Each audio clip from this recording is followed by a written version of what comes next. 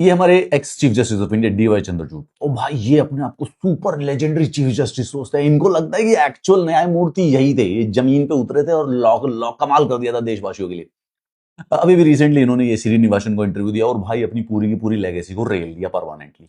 बहुत सारी कंट्रोवर्शियल चीजें सारी डिस्कस नहीं कर सकते जो मुझे, बट एक इंटरेस्टिंग वाली, इसने जर्नलिस्ट ने इनसे पूछा कि क्या रिटायरमेंट के बाद जजेस को गवर्नमेंट की पोस्ट ले लेनी चाहिए।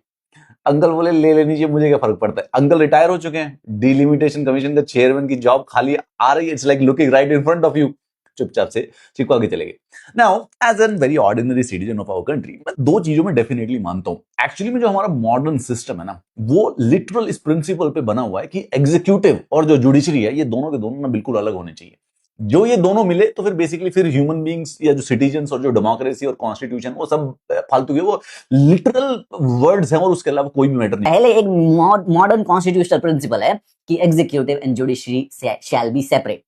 भाई ये आदमी chief justice of India DY Chandrachud, जब ये आदमी चीफ जस्टिस था ना, मैं कहता हूँ आप कभी पुरानी बात, ये परसेप्शन देखे, आदमी अपने आप को न्यायमूर्ति कुछ नहीं होता, यही था, ये लेडी बॉय ऑफ जस्टिस और मैन ऑफ जस्टिस और गॉड ऑफ जस्टिस, ये जमीन पे उतर आया था। मुझे भी ऐसा लगता था एक दो बार, तो मैंने कहा ये लड़का छोड़ेगा नहीं, देश बदल डालेगा।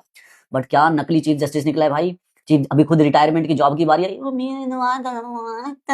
और रैंडम वर्ड्स भेल देता है कुछ भी।